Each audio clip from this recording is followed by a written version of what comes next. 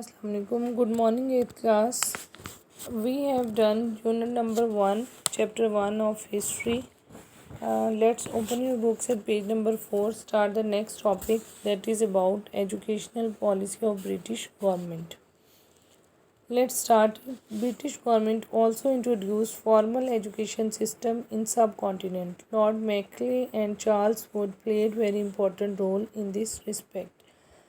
अब British government जो थी उसने इंट्रोड्यूस करवाया था प्रॉपर एजुकेशन सिस्टम सब कॉन्टिनेंट में, और उसको इंट्रोड्यूस करवाने वाले जो दो लोग थे those were Lord Macaulay and Charles would.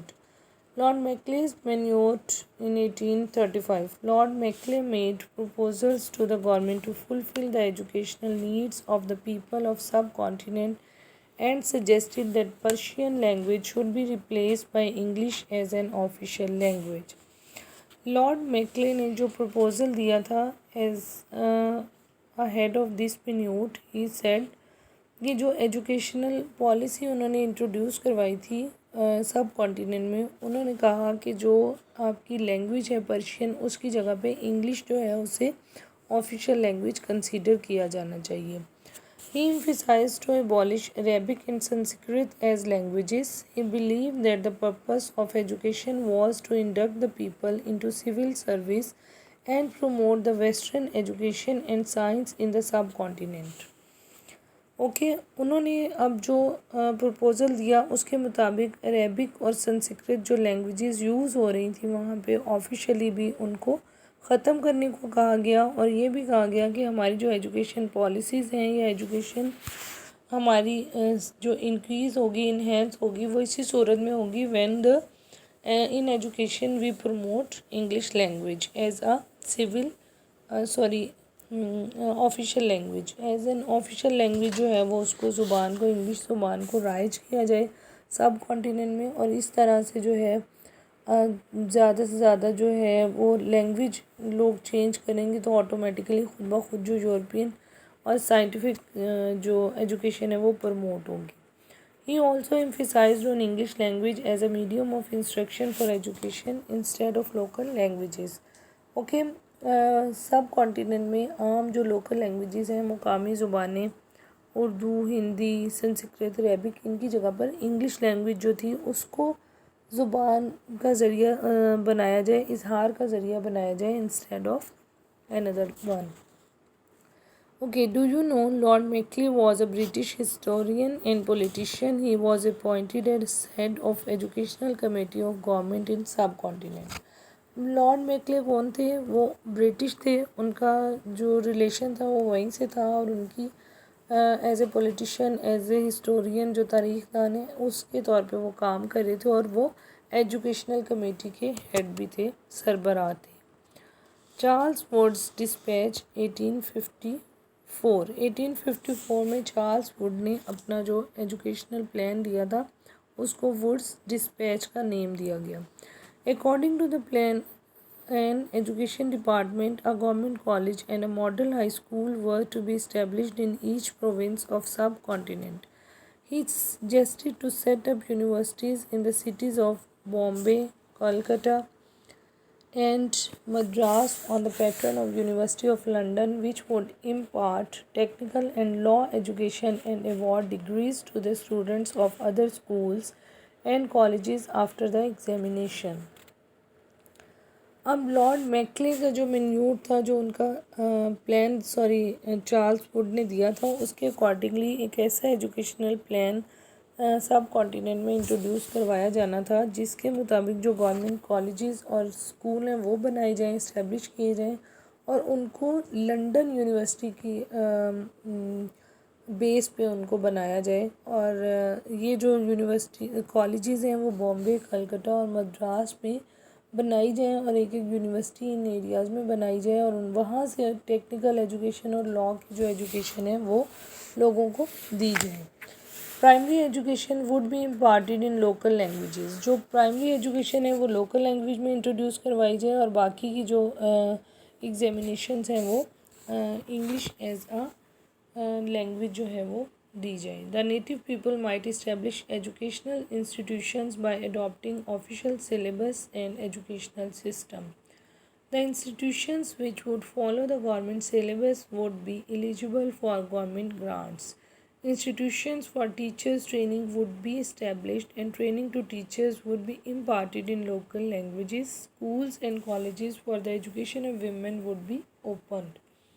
So जो इनका था चार्ल्स वुड का डिस्पैच, उसके अकॉर्डिंगली जो भी एजुकेशन होगी स्कूल्स और कॉलेजेस की, उनको डिग्रीज दी जाएंगी उनके एग्जामिनेशंस के बाद, और जो प्राइमरी लेवल पे एजुकेशन होगी वो लोकल लैंग्वेज में दी जाएगी, मतलब उनकी जो मुकामी ज़ुबान है वह उसमें प्राइमरी एजुकेशन प्रोवाइड की जाएगी। और इसी तरह से जो सिलेबस होगा और जो भी सिस्टम बनाएंगे वो इंस्टीट्यूशंस बनाएंगे वो गवर्नमेंट सिलेबस के मुताबिक होगा, और उन्हें ग्रांट दी जाएगी, टीचर्स को ट्रेनिंग दी जाएगी, और टीचर्स को जो ट्रेनिंग है वो उनकी लोकल लैंग्वेज में दी जाएगी ताकि उन्हें भी किसी भी किस्म की प्रॉब्लम्स ना हों।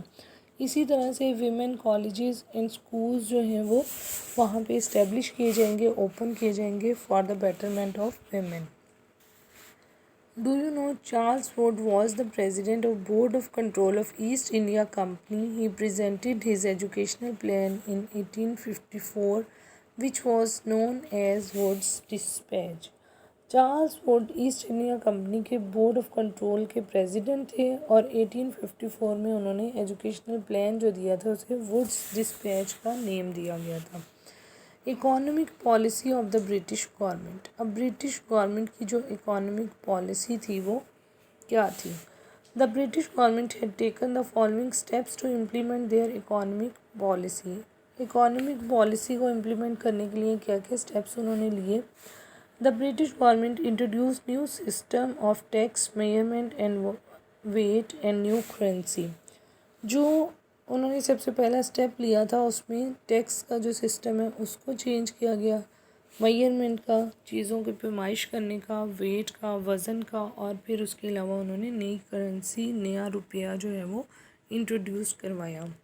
A proper system of railways and roads was established. Canal system was developed and bridges were constructed over canals. Railway और रोड्स का प्रॉपर सिस्टम बनाया गया, कायम किया गया, कैनाल्स मतलब नहरें बनाई गई, ब्रिजेस उन नहरों पे पुल भी तामीर किए गए ताकि एक जगह से दूसरी जगह आने में आसानी हो। A law of ownership of properties was introduced, free trade was encouraged and the important duty on clothes was reduced. जायदाद की मलकियत का कानून, इसको कहते हैं लॉ ऑफ प्रॉपर्टी, मतलब ऑनरशिप दी गई, जिन लोगों की जायदाद थी उनको उनका ऑनर बना दिया गया।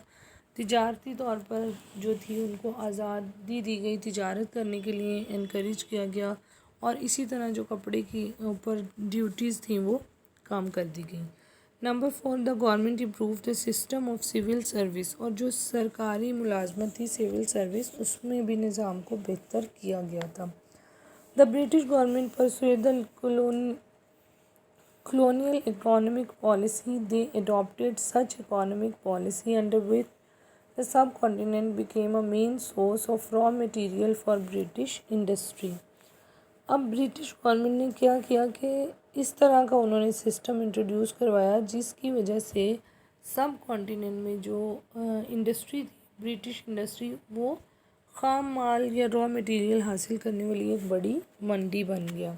ठीक है, एक बड़ा जो सेंटर था वो बन गया। They used to purchase cotton on lower price from India and the imported items were sold on high price to the natives. India से वो सस्ते दामों कपास यानी कॉटन लेते थे और बरतानिया के जो शहर थे या मॉल्स, बड़े बड़े कारखाने, उनको वो महंगे दामों फ़रोख्त कर देते थे। They were exporting richness to Britain and were importing poverty to India. ठीक है, यानी वो सब कॉन्टिनेंट में पॉवर्टी इंक्रीज़ हो रही थी और ब्रिटेन में ब्रिटिश जो थे वहाँ पे वो रिचनेस इम्प्रूव हो रही थी। The industries of India were being destroyed and unemployment began to increase day by day. जो इंडस्ट्रीज़ थी इंडिया की वो तबाह हो रही थी, बेरोज़गारी बढ़ रही थी और जो है मसाइल उनके बढ़ते जा रहे थे। The British government instead of solving the problems of the people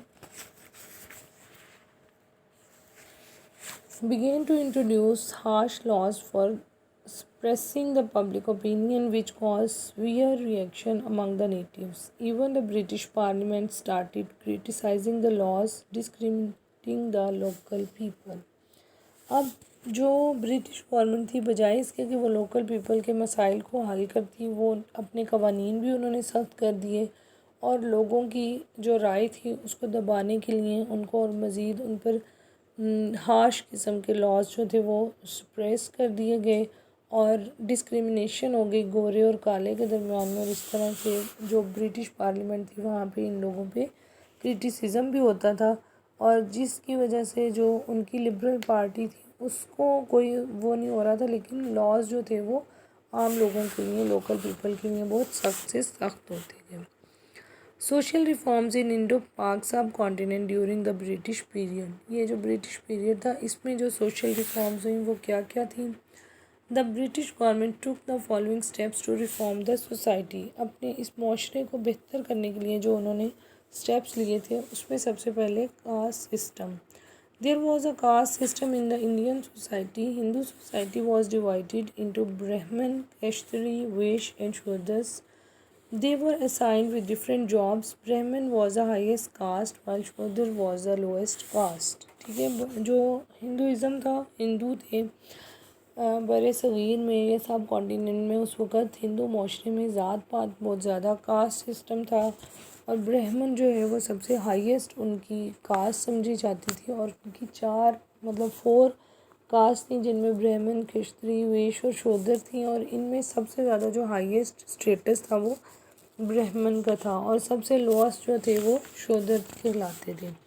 British government provided equal opportunities to all though the education and other reforms by which caste system was discouraged. Women education also brought in social changes and reforms. Caste system में British government ने इन सबको equal कर दिया, education में भी और cast में भी, और उनको डिस्करेज किया गया था। इस किस्म के जो सिस्टम उन्होंने कास्ट बनाया था उसको बुरा महसूस किया गया और इस तरह से जो हाई स्टेटस पे लोग थे उनको बहुत ज़्यादा परेशानी भी हुई, बेचैनी भी हुई और इसी तरह से जो वीमेन एजुकेशन थी उसमें भी उन्होंने काफ़ी रिफॉर्म्स लाए।